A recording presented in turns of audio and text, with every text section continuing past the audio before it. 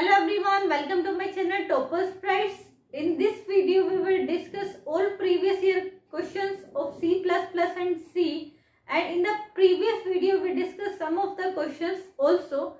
2016, 19 and 14 के question हम already discuss कर चुके हैं. आज हम करने वाले 17, 18 एंड 15 के. ओके, सो फर्स्टली हम स्टार्ट करते हैं 2017 के क्वेश्चन से. सो फर्स्ट क्वेश्चन जो आपके पास है वो है which of the following is false statement about virtual function. So what is virtual function? In polymorphism हम सेम नेम यूज करते हैं फंक्शंस का. ओके, सो बेस क्लास और डिराइव क्लास में आपने दो सेम नेम के फंक्शन बना लिए. सपोज वॉइड शो आपने बना लिया बेस क्लास में एंड वॉइड शो फंक्शन आपने बना लिया डिराइव्ड क्लास में. सो ऑब्जेक्ट को कैसे पता चलेगा कि कौन सा आपने एग्जीक्यूट करना है? सो बेस क्लास का जो वर्ड शो होगा उसके आगे हम एक फंक्शन लगा देंगे that is virtual.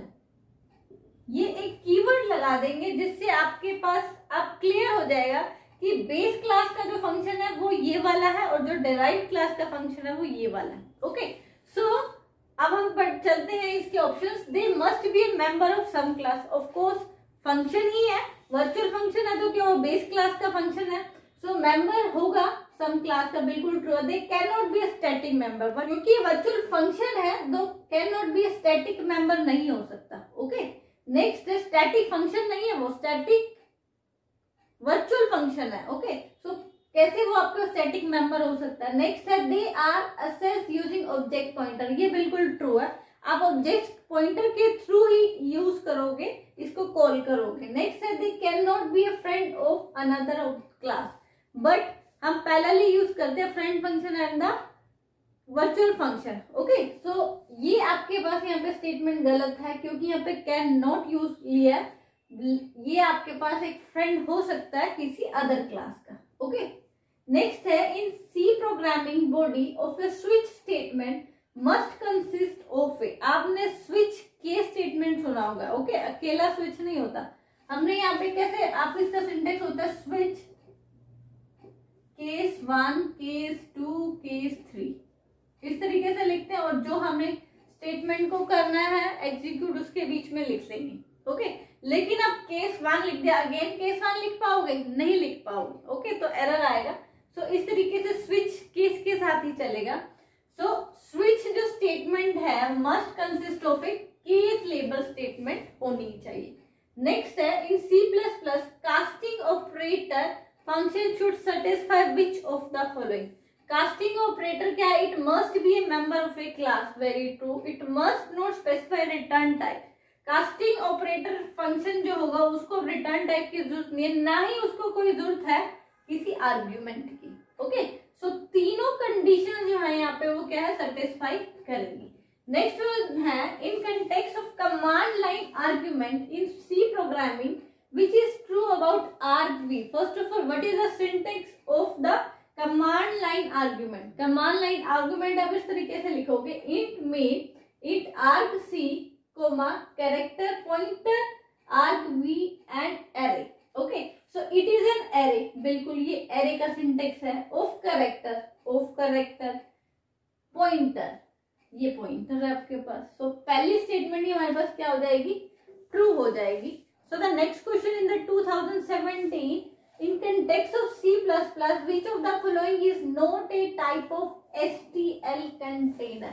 So first of all, what is STL container? STL container is a holder object that store collection of other objects. Okay, so यहाँ पे कितने तरह के आपके पास STL containers होते हैं? आपके पास सबसे पहला आपके पास होता है derived, next is associative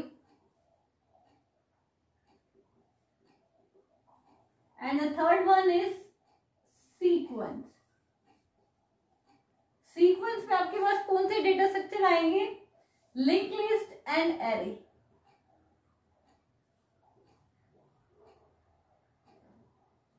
associative में आपके पास क्या आएंगे? मैप. एंड डिराइव्ड में आपके पास क्या आएंगे? Stack, queue, priority queue. Okay, so यहाँ पे जो आंसर हो गया, जो कौन सा नहीं है STL container, that is active is not STL container.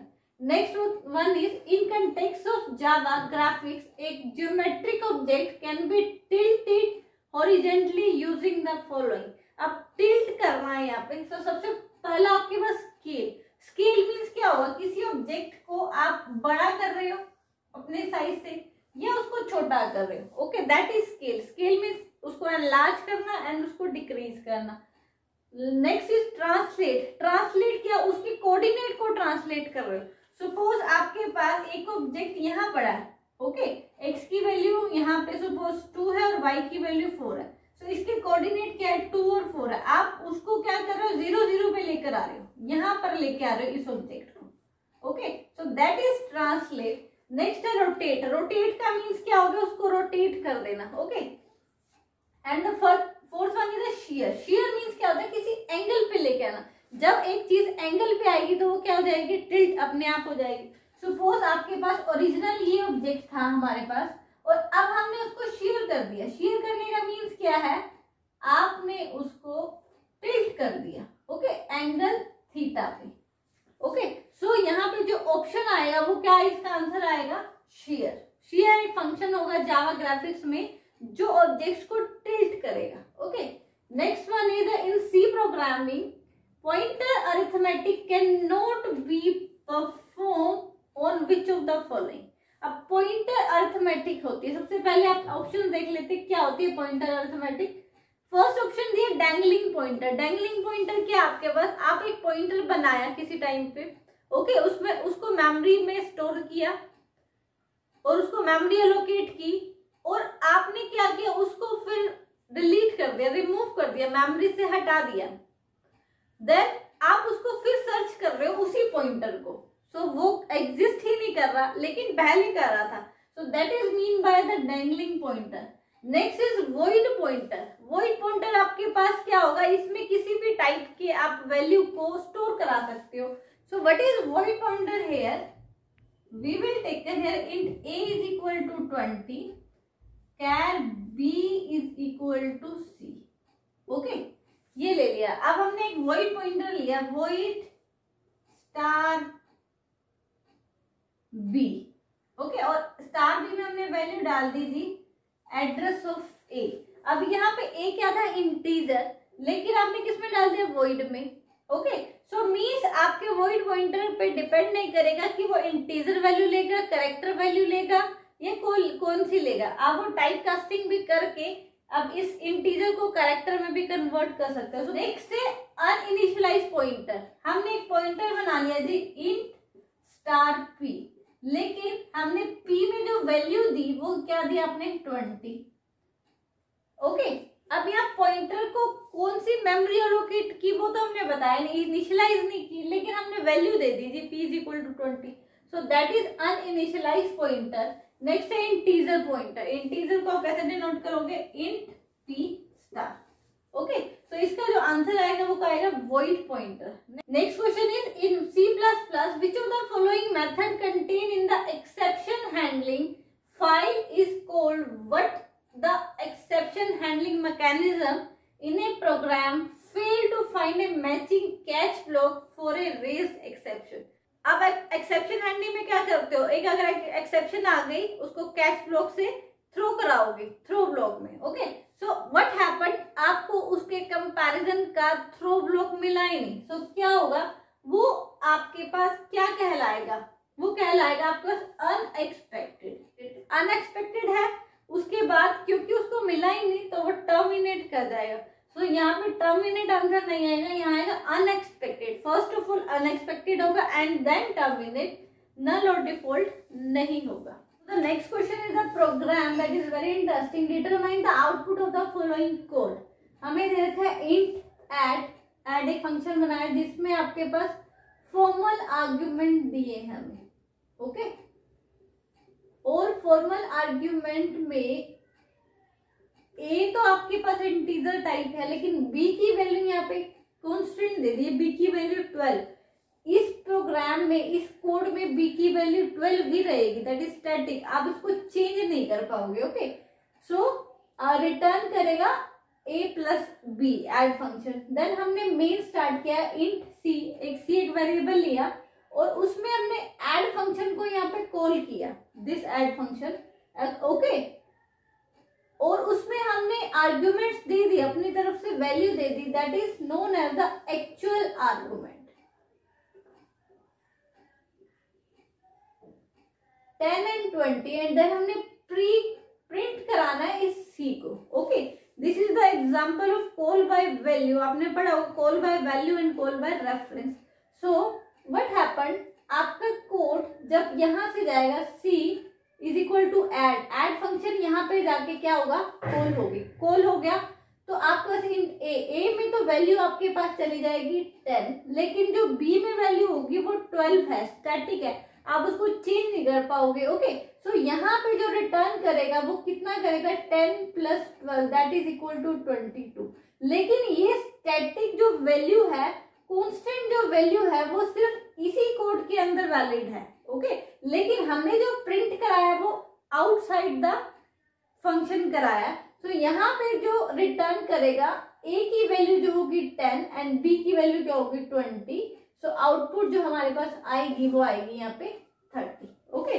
Next है in the context of Java threads, Java से भी क्वेश्चन आया, which of the following statement is true, okay.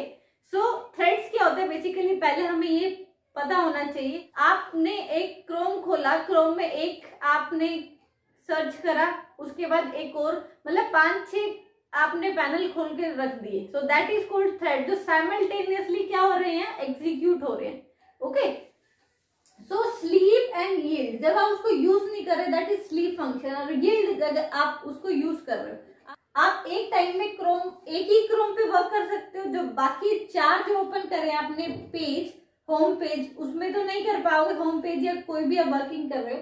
सो जब आप जिस थ्रेड पे एक्टिव हो वो यील्ड फंक्शन होगा, और बाकी सब थ्रेड क्या होंगे, स्लीप मोड में आ जाएंगे। तो sleep and yield are static method in thread class, बिल्कुल ठीक है, आप उसको चेंज नहीं कर पाओगे, स्टैटिक मेथड। नेक्स्ट है यील्ड वॉलंटरली रिलैंग्विश, मींस होता है त्यागना, सीपीयू टू अदर थ्रेड।